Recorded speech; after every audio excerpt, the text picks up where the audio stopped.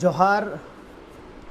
छात्र राष्ट्रीय जनता दल जेएनयू के फेसबुक पेज पर आज लाइव में आप सभी साथियों का मैं स्वागत करता हूं। सभी बहुजन विचारधारा को सजीव करने का प्रयास कर रहे बुद्धिजीवियों को मैं धन्यवाद करता हूं। मान्यवर लालू प्रसाद यादव जी और मान्यवर तेजस्वी यादव जी के विचारों पर चलकर जो पूंजीवाद और ब्राह्मणवाद की छाती पर सोशल जस्टिस लॉन्ग लिव का जो झंडा गाड़ने वाले हमारे सभी साथी सीआरजेडी के सभी साथियों को मेरा हुल जोहार। दोस्तों, मैं राज वसावा, बिलिस्तान टाइगर सेना में राष्ट्रीय महासचिव और भारतीय ट्राइबल पार्टी में राष्ट्रीय उपाध्यक्ष के तौर पर गुजरात एवं अन्य जो राज्य है उसमें आदिवासी, दलित, मुस्लिम, अन्य पिछड़ा वर्ग को एक करने के लिए, पूंजीवाद को ख़त्म करने के लिए और हजारों सालों से जो हमारे ऊपर गुलामों का जो टाइटल लगा था वो मुहर ख़त्म कर हम शासक और मालिकाना विचारधारा को प्रस्तावित करने के लिए मैं कार्य करता हूँ।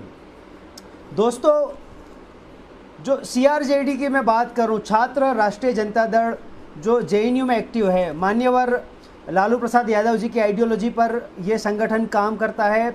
हाल में मान्यवर लालू प्रसाद यादव जी को कुछ रीज़न से उनको कस्टडी में लिया गया है और उसी मद्देनज़र मान्यवर तेजस्वी यादव जी जो कि एक युवा और बहुत ही जोशीले व्यक्ति और बहुत ही बाहोश व्यक्ति है, जो अभी बिहार में विरोध पक्ष के तौर पर वहाँ पर अपनी सरकार बनाने के लिए और जो मनुवादियों ने जो जिस तरह से गद्दारी कर वहाँ पर उनकी सरकार को तोड़ मरोड़ दिया था, वापस बहुजनों का जो शासन है वो प्रस्थापित करने के लिए वहाँ पर लड़ रहे हैं।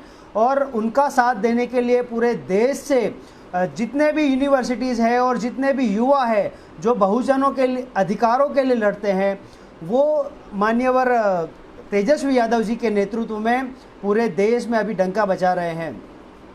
तो सबसे पहले मैं जो छात्र आरजेडी के जो जितने भी साथीगण हैं उनका मैं शुक्रिया अदा करना चाहता हूं, उन्हें मैं धन्यवाद देना चाहता हूं कि उन्होंने मुझे आज उनके जो फेसबुक का पेज है उस पर लाइव करने के लिए और हमारी बात रखने के लिए, आदिवासियों की बात रखने के लिए, आदिवासियों की परिस्थिति क्या है, आदिवासियों को आज़ाद भारत में किस तरह से प्रताड़ित किया जाता है, उसकी बात रखने के लिए मुझे मौका दिया है। उसके लिए मैं अमित कुमार जी, अभिषेक भारती जी और ऐसे दूसरे जितने मुलायम सिंह यादव जी और दूसरे जो भी साथीगण जेएनयू में हो या दिल्ली में हो या दूसरे कहीं जितने भी इंस्टीट्यूट हो वहाँ पर एक्टिव हो, उनका मैं शुक्रिया अदा करता हूँ। तो दोस्तों, मैं एक आदिवासी के तौर पर आप लोगों के साथ बात रखूँगा, लेकिन मेरा मकसद यही रहेगा कि हम बहुजनों का जो हमारा एक यूनिटी है उसको और मजबूत करें। और जो भी आज मेरी बात होगी, आप अगर मुझसे कोई गलती हो जाए तो मुझे माफ़ कर दीजिएगा। तो मैं मेरी बात सबसे पहले जो मरांग गोम के आदिवासी जननायक जयपाल सिंह मुंडा का एक कोट है उससे मैं शुरू करना चाहता हूँ। तो जब देश आज़ाद हुआ तो संविधान जब बन गया था तो उस संविधान में उसमें कुछ खामियां रही और आदिवासियों के राइट्स को लेकर वहाँ पर बहुत अन्याय हुआ था। उसके मद्देनज़र जयपाल सिंह मुंडा ने कहा था कि संविधान तुम्हारा है, सीमाएं तुम्हारी है, संप्रभुताएं तुम्हारी है और झंडा तुम्हारा है, हमारा क्या है?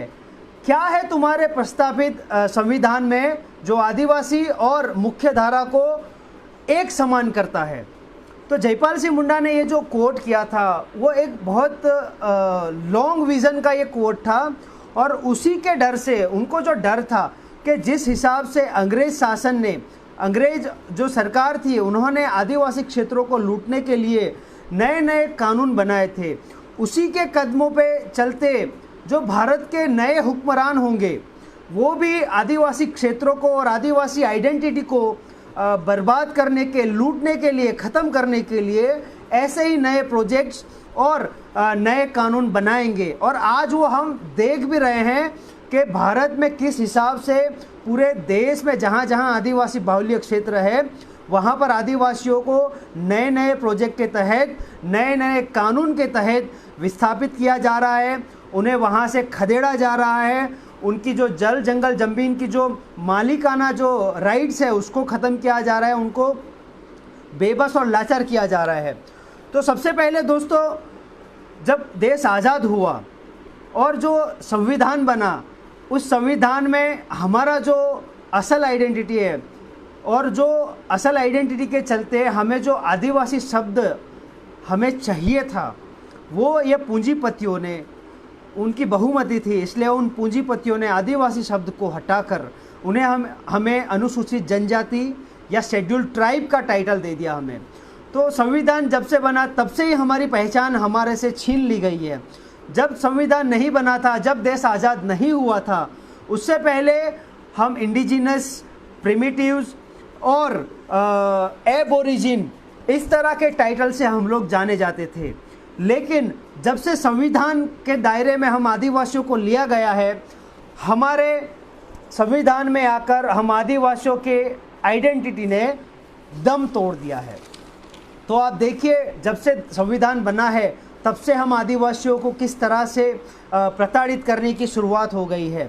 हमें आज के दौर में वनवासी, जंगली, इंसान खाने वाले, अनपढ़, गंवार, ऐसे न जाने कितने टाइटल हमें हमारी आइडेंटिटी ख़त्म करने के लिए हमें दिए गए हैं।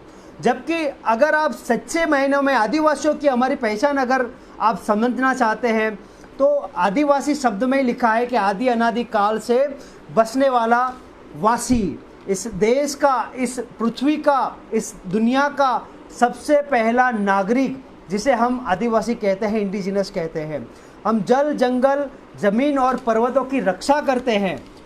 आप समझिए कि जब आदिवासी के ये टाइटल जब इन्होंने बदलने की कोशिश की, इसका षड्यंत्र हमें अभी समझना चाहिए कि उनको पता है कि आदिवासी आज नहीं तो कल मालिकाना हक ये ज़रूर दर्ज करेगा, इसीलिए बेटर है इनकी आइडेंटिटी ही हम ख़त्म कर देते हैं।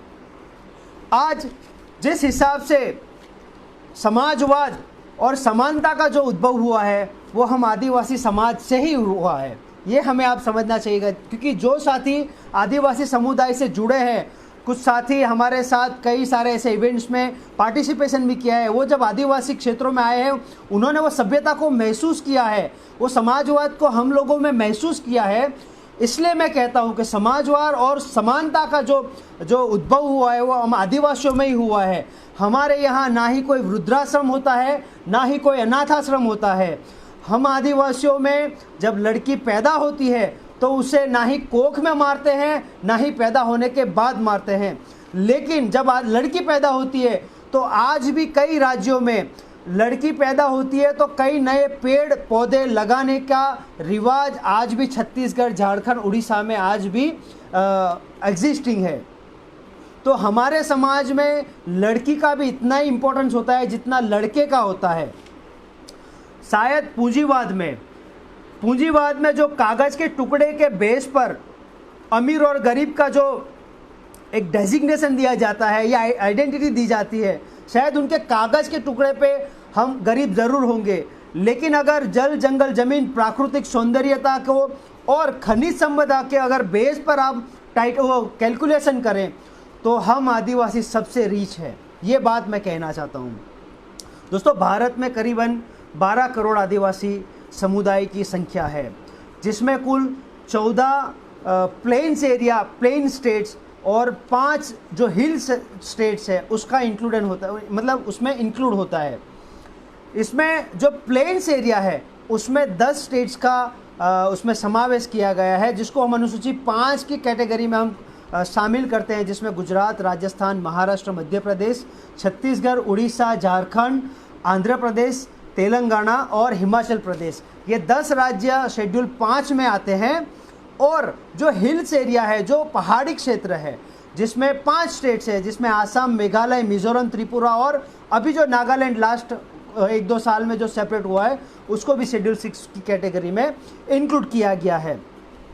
शेड्यूल्ड एरिया में जो शेड्यूल 5 का जो एरिया है उसमें गवर्निंग जिस तरह का सिस्टम है, वो सिस्टम को साइड पर रखकर पुलिस फोर्स और जो फॉरेस्ट जो डिपार्टमेंट है उसको आगे करके हम आदिवासियों के जो जल जंगल ज़मीन के जो संसाधन है, हमारी आजीविका के जो संसाधन है, उसे लूटने का काम ये लोग कर रहे हैं।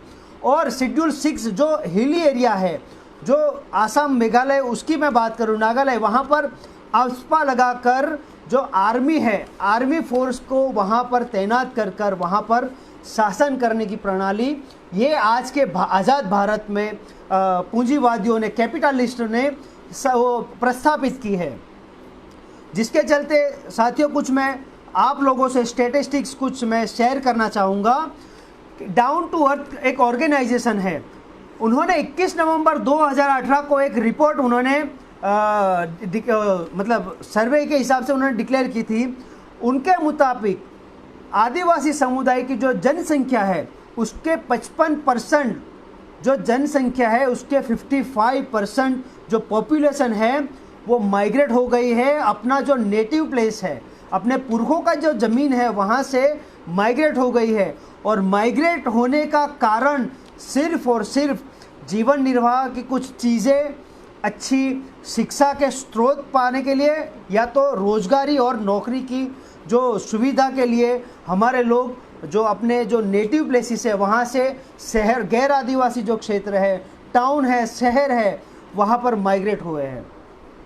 दूसरा एक 2001 से 2011 का जो सेंसस रिपोर्ट है वो कहता है कि जो आदिवासी किसान थे, जो उनकी जो संख्या थी उसमें 10% का उसमें रिड्यूस हुआ है, वो कमी आई है। मतलब कि 10% जो आदिवासी किसान थे उन्होंने कल्टीवेशन करना बंद कर दिया है। लेकिन दूसरी तरफ जो आदिवासी किसान कल्टीवेशन करना बंद कर दिए, वो क्या किया, वो जाकर दूसरे क्षेत्रों में एग्रीकल्चर में ही मजदूरी का काम करने लगे।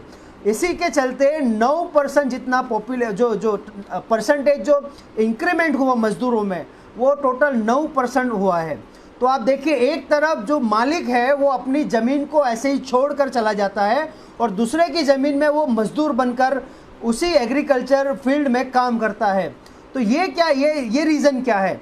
एक तो जो आदिवासी क्षेत्र है उसमें जो एग्रीकल्चर के लिए जो पानी चाहिए वो पानी नहीं दिया जाता, हमें पीने का पानी नहीं मिलता, तो एग्रीकल्चर का पानी कहाँ से दिया जाएगा, ये भी एक सवाल है।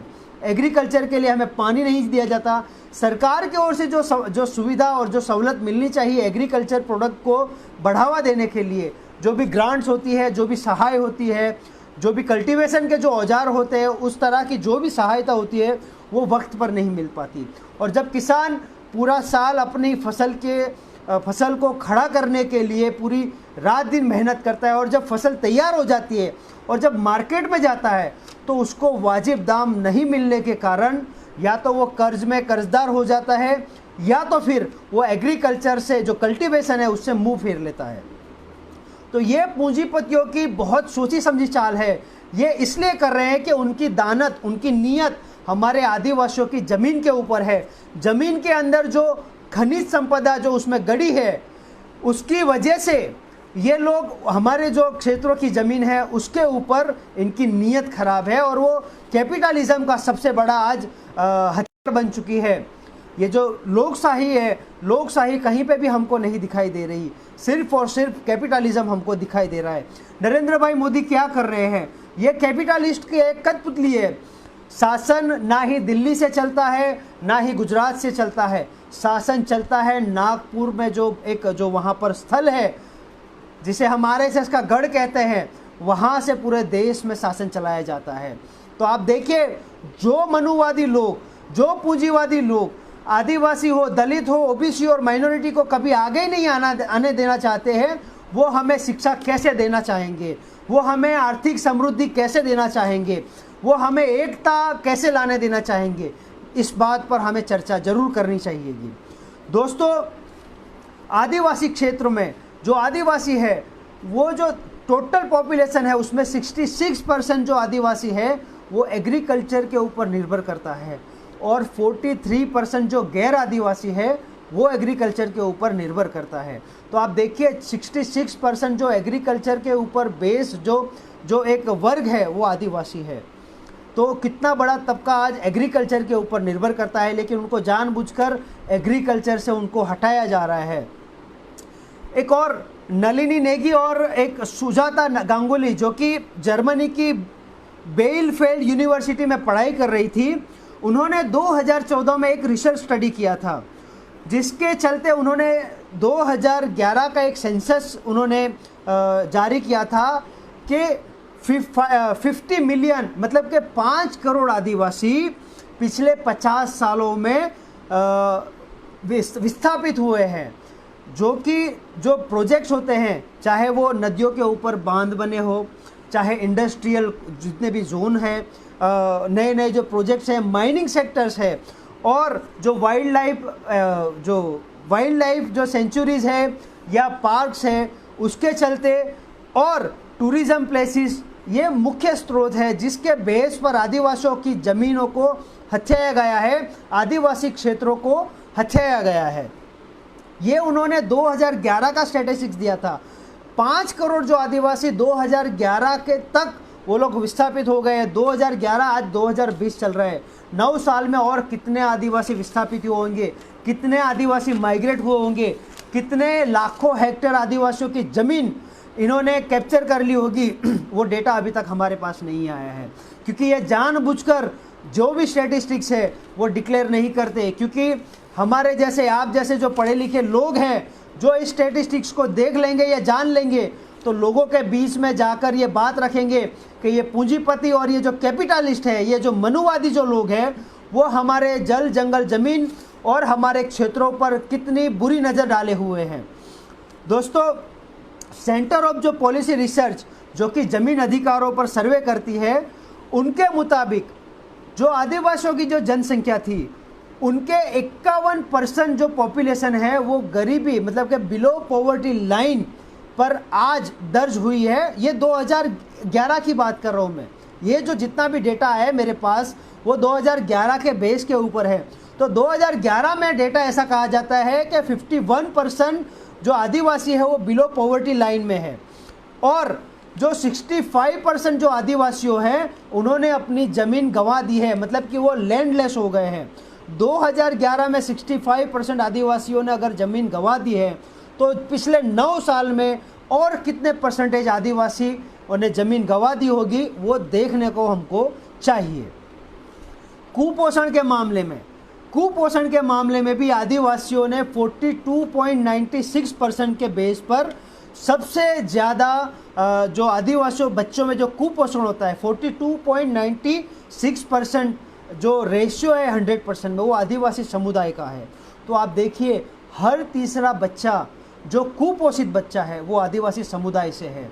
तो ये बात हमको समझनी चाहिए कि हम आदिवासियों को कितनी बेरहमी से हमारी जो जनरेशन है, जो आने वाली पीढ़ी है, उसको पैदा होते ही मारने का कितना सोचा समझा प्लानिंग इन्होंने किया है।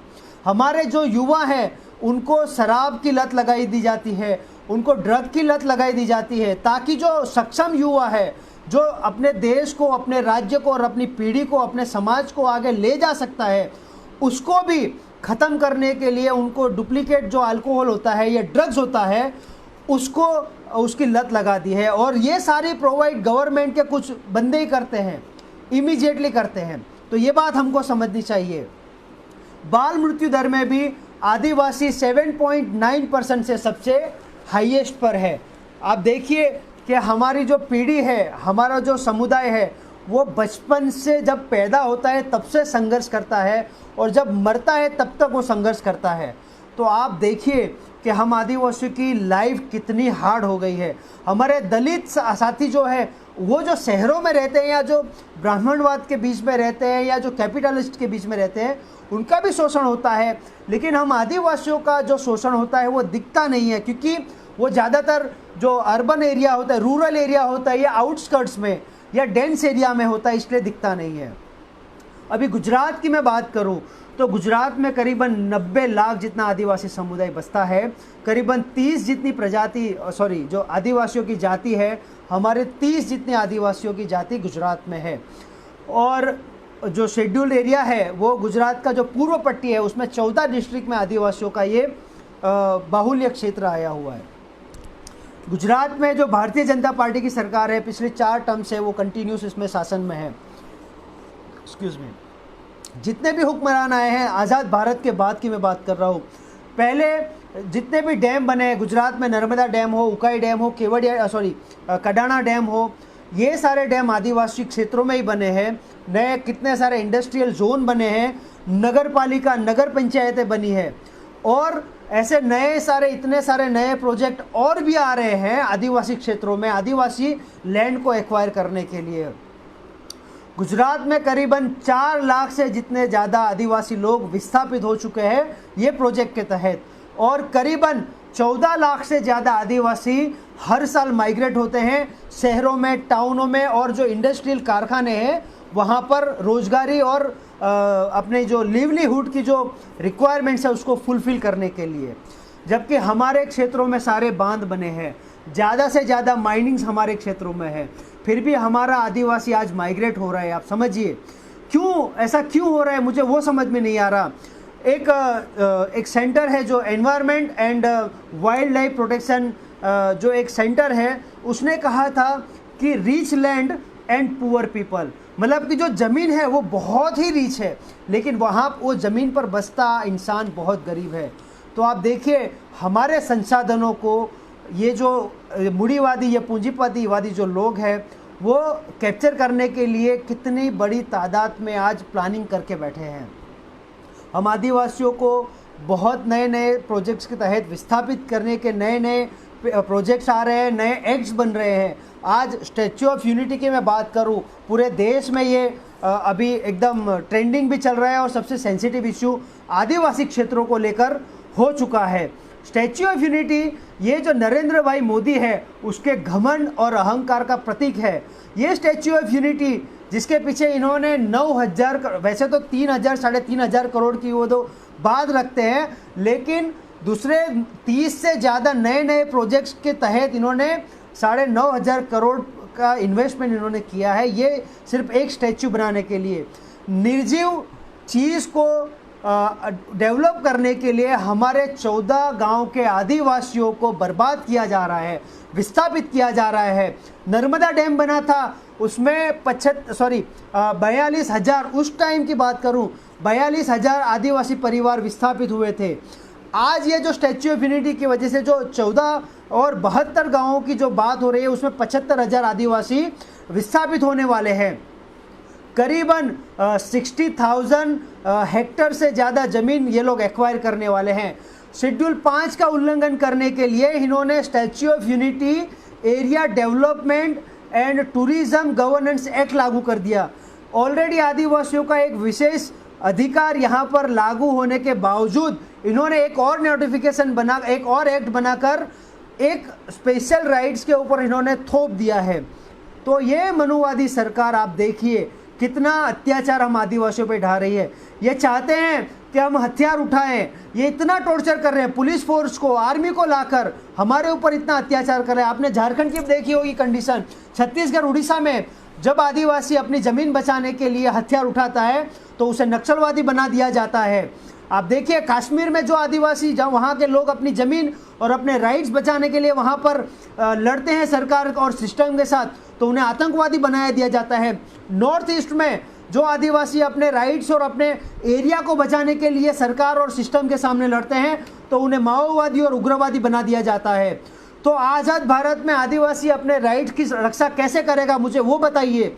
आज़ाद भारत में जो संविधान बना है उसमें संविधान की 5वीं और 6ठी जो अनुसूची है वो हमने तो नहीं लिखी है ना, आप लोगों ने लिखी है। जो पढ़े लिखे लोग थे, जो संविधान सभा में हाजिर थे, आप लोगों ने हमें राइट्स दिए।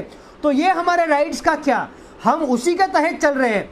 तो फिर हम लोग अगर फंडामेंटल राइट्स को नहीं बचाएंगे, इंसानियत को, जो हमारे मानव अधिकार को नहीं बचाएंगे, तो फिर हम किसके पास न्याय मांगेंगे।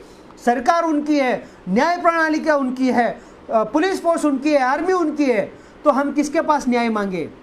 अगर हम लोग सरकार के खिलाफ किसी सोशल मीडिया में या किसी जन आंदोलन करने की बात करते हैं तो ये लोग हम पर अर्बन नक्सलिज्म और ऐसे कई सारे टाइटल देकर सोसाइटी के लिए बोले कि ये बहुत ही खतरनाक आदमी है या खतरनाक पर्सन है, इस तरह से हम पर गलत केसेस करके पासा में डालने के लिए, तड़ी पार करने के लिए ये लोग हमारे ऊपर फोर्स या प्रेशर करते हैं।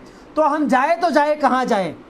हमें ये सवाल सरकार से करनी है, जब देश आज़ाद हुआ था तो हमें ये हमारे जो जयपाल सिंह मुंडा है, डॉक्टर बाबा अंबेडकर है या ज्योतिबा फुले उस टाइम पे जब सोच रहे थे कि आज़ाद भारत में बहुजनों को अगर शासन में आना है तो हमें सारे बैरियर्स को तोड़ने पड़ेंगे।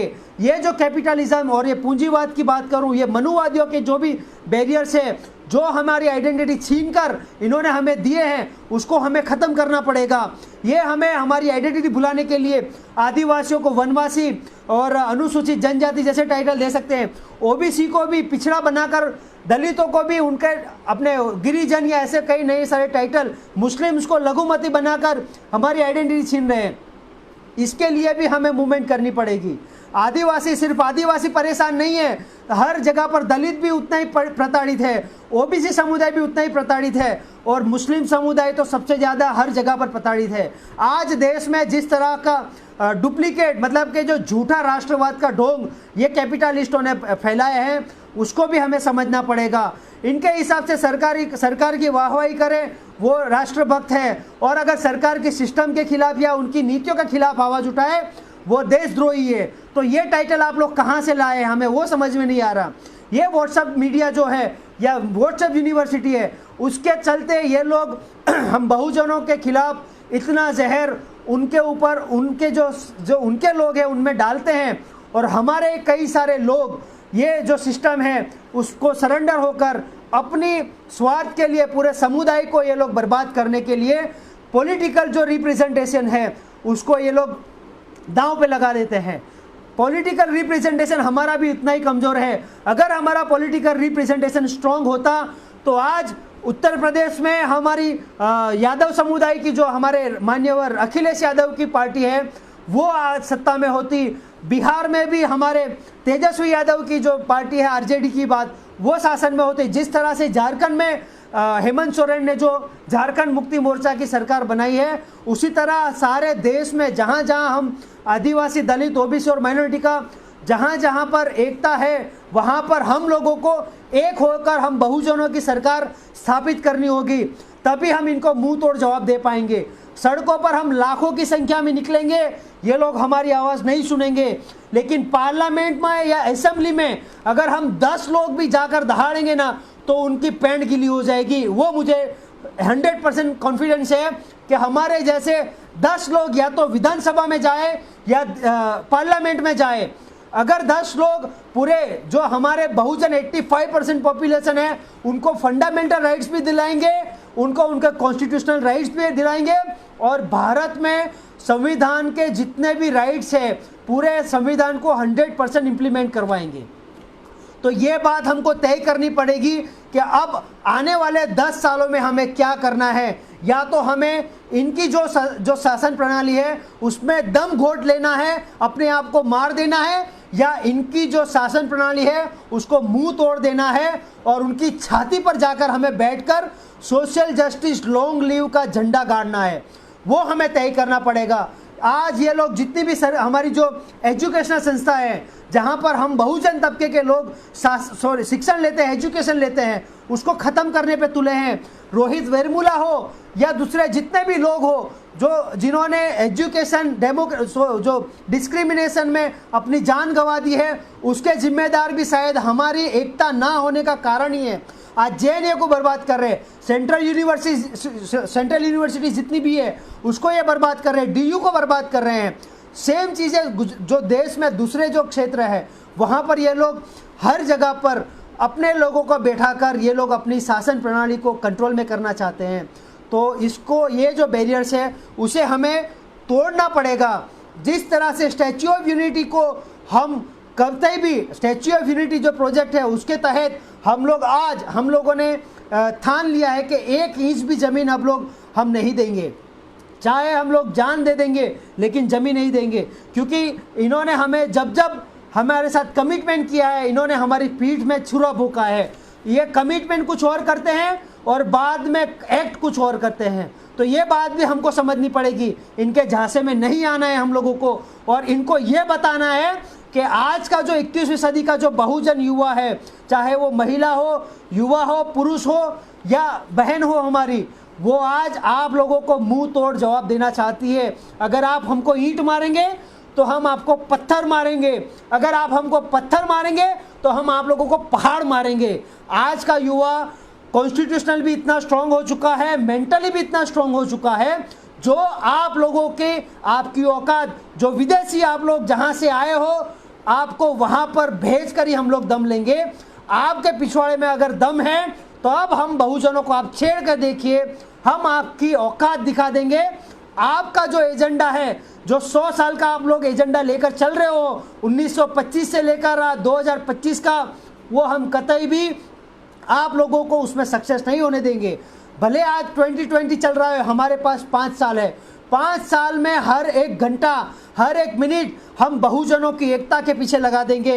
ये सिर्फ मेरे समाज की बात नहीं करता, ना ही मेरे स्वार्थ की बात कर रहा हूँ, मैं 85% बहुजनों के शासन की बात करता हूँ, मालिकाना हक की बात करता हूँ। उसके लिए हम सभी को हर क्षेत्र में आगे आना पड़ेगा, चाहे वो पॉलिटिकल हो, चाहे वो सरकारी हो, चाहे वो नॉन पॉलिटिकल हो, चाहे वो प्राइवेट हो। हर जगह पर अपने समुदाय के लोग अपने साथीगत समुदाय को जहां कहीं पे भी हो आगे लाने की कोशिश करें।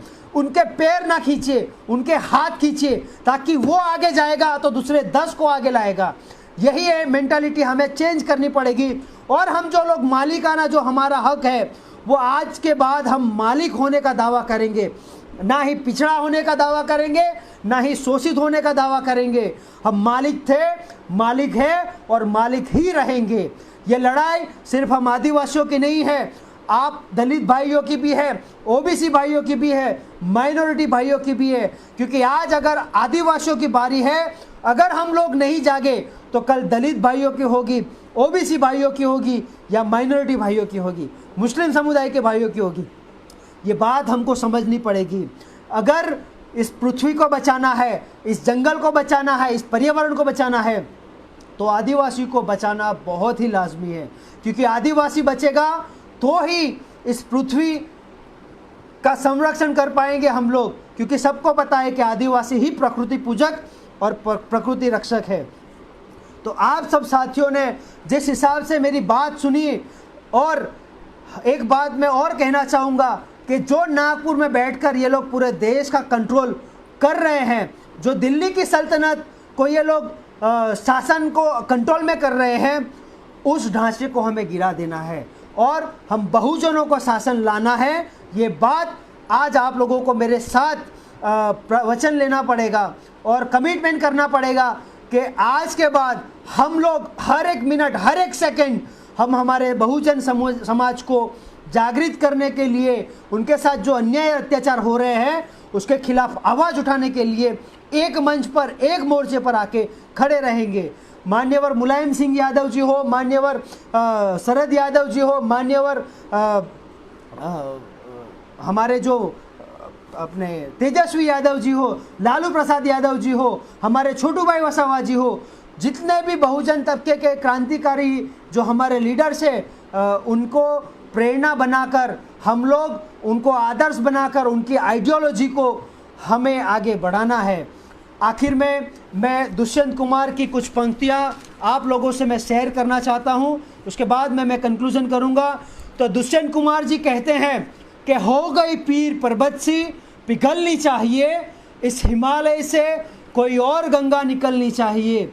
आज यह दीवार पर्दों की तरह हिलने लगी, शर्त लेकिन थी कि ये इमारत हिलनी, ये बुनियाद हिलनी चाहिए। हर सड़क पर, हर गांव में, हर गली, हर नगर में हाथ लहराते हुए हर लाश चलनी चाहिए। सिर्फ हंगामा खड़ा करना मेरा मकसद नहीं था, सिर्फ हंगामा खड़ा करना मेरा मकसद नहीं था, सारी कोशिश है कि ये सूरत बदलनी चाहिए।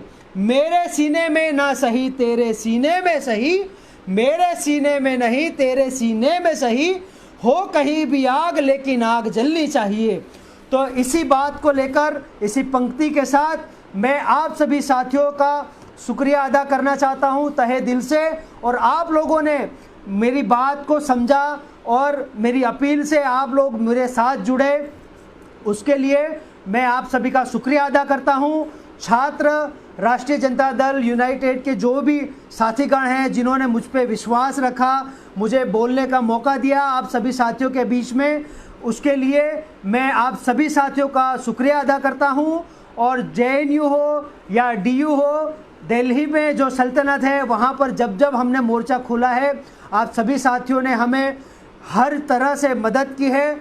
यही भावना पूरे देश के लोगों को हमें पहुँचानी होगी और हर जगह पर हम बहुजनों का साम्राज्य स्थापित हो, ऐसी हमें अपील सभी साथियों को करनी पड़ेगी। इसके लिए आप सभी साथियों का धन्यवाद और मेरी बात सुनने के लिए आप सभी साथियों को हुल जोहार। जय आदिवासी, जय मंडल, जय कमीशन, जय बिरसा और जय भीम। धन्यवाद।